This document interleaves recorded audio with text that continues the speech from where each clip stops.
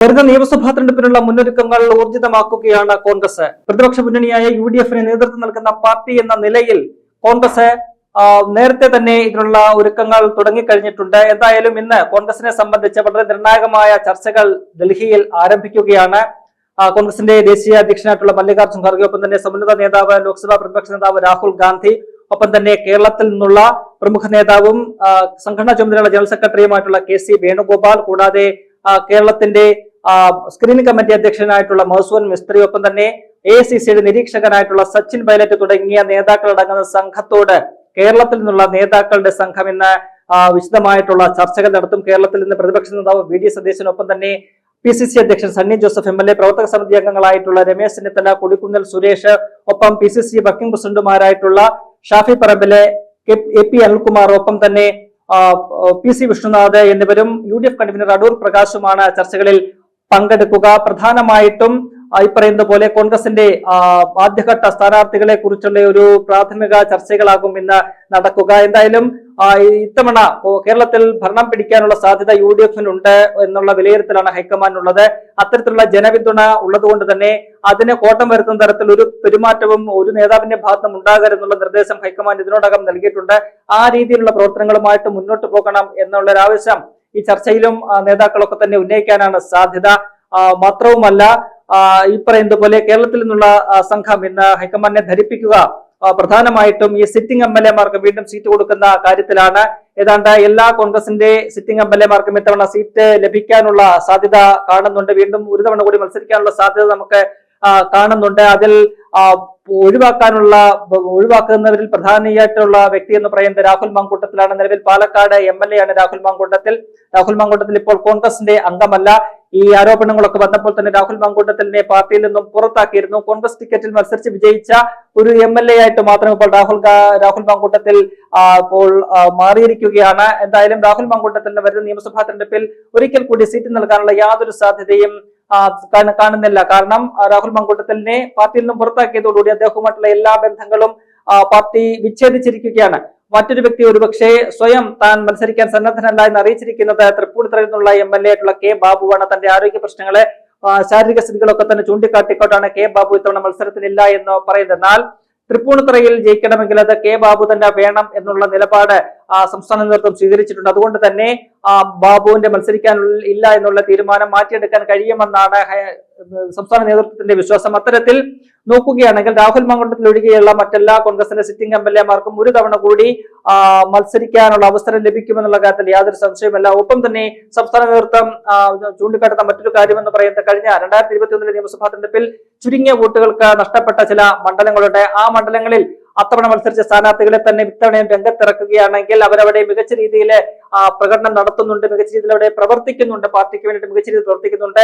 അത്തരത്തിലുള്ള നേതാക്കൾക്ക് ഒരു തവണ കൂടി അവസരം കൊടുക്കുകയാണെങ്കിൽ അവിടെയൊക്കെ തന്നെ വിജയിക്കാൻ കഴിയും എന്ന് ചൂണ്ടിക്കാട്ടുന്നുണ്ട്. അതിൽ ഏറ്റവും മികച്ചൊരു ഉദാഹരണമായിട്ട് നമുക്ക് ചൂണ്ടിക്കാണിക്കാൻ കഴിയുന്ന ഒരു മണ്ഡലം എന്ന് പറയുന്നത് കൊല്ലം ജില്ലയിലെ പത്തനാപുരമാണ്. കഴിഞ്ഞ തവണ KB ഗണേഷ് കുമാറിനെതിരെ അവിടെ മത്സരിച്ചത് കോൺഗ്രസിന്റെ സമുന്നത നേതാവായിട്ടുള്ള ജ്യോതികുമാർ ചാമക്കാലയാണ്. ഗണേഷ് കുമാറിന്റെ തൊട്ടു മുൻപുള്ള ഭൂരിപക്ഷം അത് 25,000-ലൊക്കെ അധികമായിരുന്നെങ്കിൽ അത് 14,000-ലേക്ക് കുറയ്ക്കുവാൻ ഈ പറയുന്ന പോലെ ജ്യോതികുമാർ ചാമക്കാലിക്ക് കഴിഞ്ഞിട്ടുണ്ട്. മാത്രവുമല്ല, ഇക്കഴിഞ്ഞ തദ്ദേശ തെരഞ്ഞെടുപ്പിലെ ഫലം നോക്കുകയാണെങ്കിൽ പത്തനാപുരം നിയമസഭാ മണ്ഡലത്തിന്റെ പരിധിയിൽ വരുന്ന 8 പഞ്ചായത്തുകളിൽ 6-ലും ഭരണം പിടിക്കാൻ UDF-ന് കഴിഞ്ഞിട്ടുണ്ട്. അത് കോൺഗ്രസ് ആണ് അവിടെ ഭരണം പിടിച്ചിരിക്കുന്നത്. ഒപ്പം തന്നെ ബ്ലോക്ക് പഞ്ചായത്തുകളിലും ജില്ലാ പഞ്ചായത്ത് ഡിവിഷനുകളിലും ഒക്കെ തന്നെ വിജയം നേടാൻ അവിടെ കോൺഗ്രസിന് UDF-ന് സാധിച്ചിട്ടുണ്ട്. അങ്ങനെ തദ്ദേശ തെരഞ്ഞെടുപ്പിലെ ഒരു ഫലം നോക്കുകയാണെങ്കിൽ പത്തനാപുരം നിയമസഭാ മണ്ഡലത്തിൽ കോൺഗ്രസിന് ഏതാണ്ട് 3000-ഓളം വോട്ടുകളുടെ ഒരു ലീഡ് ഇത്തവണയുണ്ട്. അതുകൊണ്ട് ജ്യോതികുമാർ ചാമക്കാലയ്ക്ക് വീണ്ടും ഒരു അവസരം കൊടുക്കുകയാണെങ്കിൽ അവിടെ ഇത്തവണ ഒരു അട്ടിമറി അത്ഭുതങ്ങൾ സംഭവിക്കും എന്നുള്ള കാര്യത്തിൽ യാതൊരു സംശയവുമില്ല. അങ്ങനെ തന്നെ കോൺഗ്രസ് നേതൃത്വവും UDF-ഉം ഉറച്ചു വിശ്വസിക്കുകയും ചെയ്യുന്നുണ്ട്. അപ്പോൾ അത്തരത്തിലുള്ള ചില മണ്ഡലങ്ങളിൽ കഴിഞ്ഞ തവണ നേരിയ വോട്ടുകൾക്ക് നഷ്ടപ്പെട്ട മണ്ഡലങ്ങളിൽ വീണ്ടും അതാത് സ്ഥാനാർത്ഥികളെ കൂടി ഇറക്കാനുള്ള ഒരു തീരുമാനവും സംസ്ഥാന നേതൃത്വത്തിനുണ്ട്. അക്കാര്യങ്ങളൊക്കെ തന്നെ ഹൈക്കമാൻഡിനെ അറിയിക്കും. അങ്ങനെ ഹൈക്കമാൻഡിന്റെ ഒരു അനുമതി കിട്ടുകയാണെങ്കിൽ ഒരു ആദ്യഘട്ട സ്ഥാനാർത്ഥി പട്ടിക എത്രയും പെട്ടെന്ന് തന്നെ പുറത്തിറക്കാനാണ് സംസ്ഥാന നേതൃത്വം ആഗ്രഹിക്കുന്നത്. ഫെബ്രുവരി 6-ന് പ്രതിപക്ഷ VD സതീശൻ നയിക്കുന്ന ഒരു ജാഥയ്ക്ക് തുടക്കമാവുകയാണ്. അത് മാർച്ച് 6-നാണ് സമാപിക്കുന്നത്. അപ്പോൾ ഫെബ്രുവരി 6-ന് ഈ യാത്ര തുടങ്ങുന്നതിന് മുൻപ് തന്നെ ഒന്നാം ഘട്ട സ്ഥാനാർത്ഥി പട്ടിക പ്രഖ്യാപിച്ചു കഴിഞ്ഞാൽ അത്രയും സ്ഥാനാർത്ഥികൾക്ക് തങ്ങളുടെ തെരഞ്ഞെടുപ്പ് പ്രചരണവുമായിട്ട് മുന്നോട്ട് പോകാൻ കഴിയും. മാത്രവുമല്ല, അതിന് മുന്നോടിയായിട്ട് തന്നെ ഈ ഘടകകക്ഷികളുമായിട്ടുള്ള ചർച്ചകൾ ഇതിനോടകം തുടങ്ങിയിട്ടുണ്ട്. അതിന്റെ ഒരു ചർച്ചകളിലെ ഒരു പുരോഗതിയും ഇന്നത്തെ യോഗത്തിൽ ഇന്നത്തെ ചർച്ചയിലെ സംസ്ഥാന നേതൃത്വം ഹൈക്കമാൻഡിനെ ധരിപ്പിക്കും. കൂടുതൽ തുടർ ചർച്ചകൾ നടക്കേണ്ടതുണ്ട്. എത്രയും പെട്ടെന്ന് സീറ്റ് വിഭജന മുന്നണിക്കുള്ളിൽ പൂർത്തിയാക്കേണ്ട ഒരു ആവശ്യകതയും കൂടിയുണ്ട്. അതിനുശേഷം മാത്രമേ കോൺഗ്രസ് എത്ര സീറ്റിൽ മത്സരിക്കുന്നുണ്ട് എന്നുള്ളതിൽ ഒരു അന്തിമ തീരുമാനമെത്തി ആ സ്ഥാനാർത്ഥികളെയൊക്കെ തന്നെ ഏതൊക്കെ സീറ്റുകളിലാണ് എന്നതുൾപ്പെടെ ഒരു സ്ഥിരീകരണം വരുത്തിക്കൊണ്ട് സ്ഥാനാർത്ഥികളെ പ്രഖ്യാപിക്കാനും കഴിയുകയുള്ളൂ. എന്തായാലും ഇന്നത്തെ ചർച്ചയിൽ മറ്റു ചില കാര്യങ്ങൾ കൂടി ഉയർന്നു വരാൻ സാധ്യതയുണ്ട്. അതിൽ പ്രധാനപ്പെട്ട കാര്യമെന്ന് പറയുന്നത് ഈ മുഖ്യമന്ത്രി സ്ഥാനാർത്ഥി ഉയർത്തിക്കാട്ടുന്നില്ല എങ്കിൽ കൂടി പ്രചാരണ കമ്മിറ്റിയുടെ ഒരു അധ്യക്ഷനെ തീരുമാനിക്കേണ്ടതുണ്ട്. അത് ആരാകണം എന്നത് സംബന്ധിച്ചുള്ള ഒരു തീരുമാനം ഇന്നത്തെ യോഗത്തിലുണ്ടാകും. ഒപ്പം തന്നെ നിലവിൽ സംസ്ഥാനത്ത് ഈ പറയുന്ന പോലെ എല്ലാ MLA-മാർക്കും മത്സരിക്കാനുള്ള അവസരം കൊടുക്കുമ്പോൾ അതിൽ നിലവിലെ KPCC അധ്യക്ഷൻ സണ്ണി ജോസഫും ഉൾപ്പെടുന്നുണ്ട്. അദ്ദേഹം കണ്ണൂർ പേരാവൂരിൽ നിന്നുള്ള MLA ആണ്. അപ്പോൾ അങ്ങനെ പറഞ്ഞാൽ പ്രസിഡന്റ് മത്സരിക്കാൻ ഇറങ്ങുകയാണെങ്കിൽ പകരം ഒരാൾക്ക് ചുമതല നൽകേണ്ടതുണ്ട്.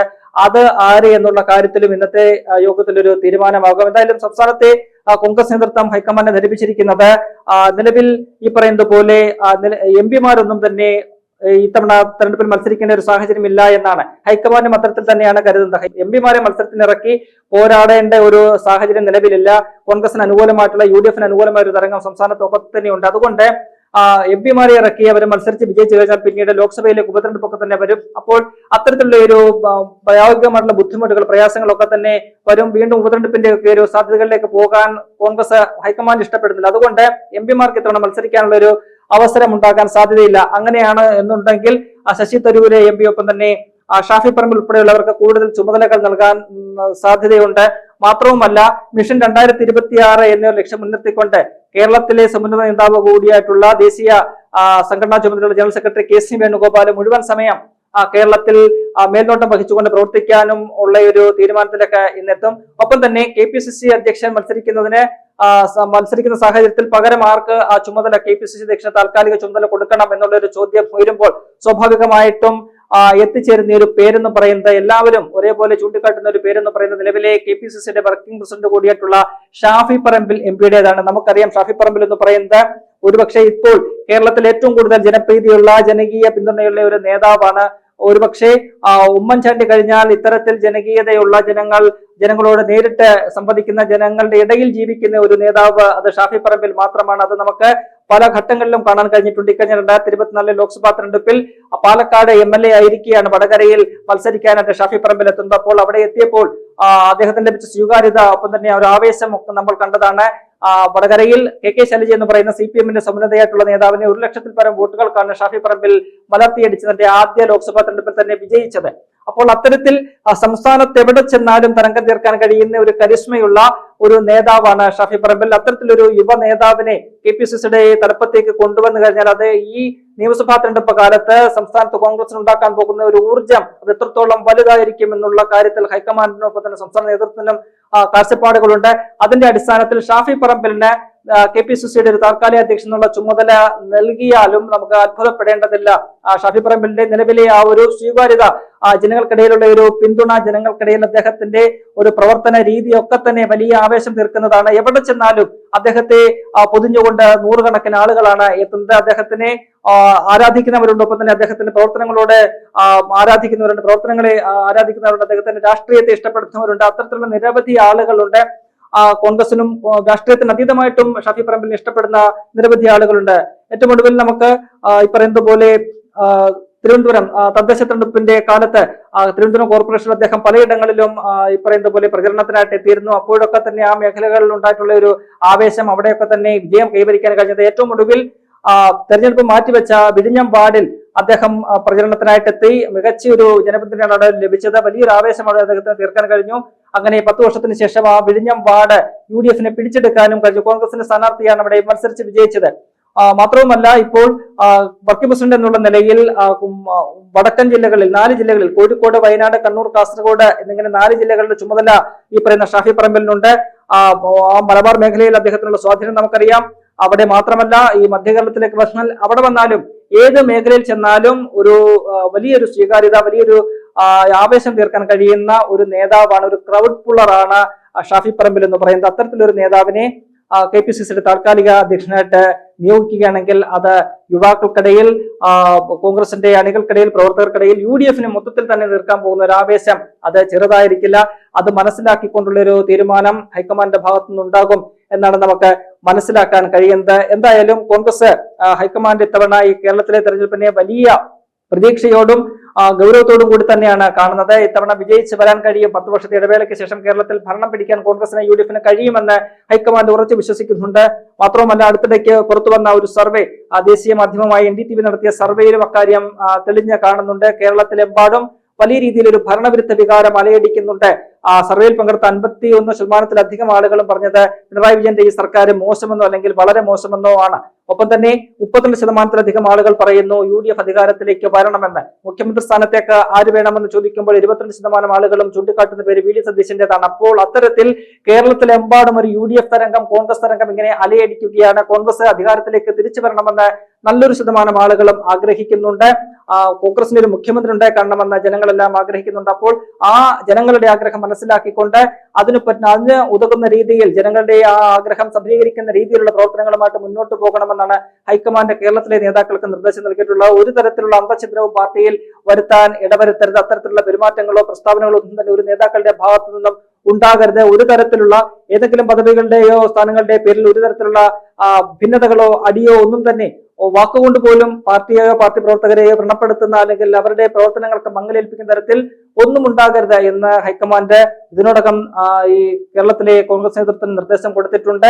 ആ രീതിയിൽ തന്നെയാണ് ഇപ്പോൾ കോൺഗ്രസും UDF മുന്നോട്ട് പോവുകയും ചെയ്യുന്നത്. അപ്പോൾ വരുന്ന തെരഞ്ഞെടുപ്പിനെ അത്തരത്തിൽ വലിയൊരു പോരാട്ടമായിട്ടാണ് ഹൈക്കമാൻഡ് കാണുന്നത്. കാരണം ദേശീയ തലത്തിൽ കോൺഗ്രസ് പല സംസ്ഥാനങ്ങളിലും തോറ്റ് ഒരു തോൽവിയുടെ വക്കിൽ ഇങ്ങനെ നിൽക്കുന്ന ഒരു കാഴ്ച നമുക്ക് കാണാൻ കഴിയുന്നുണ്ട്.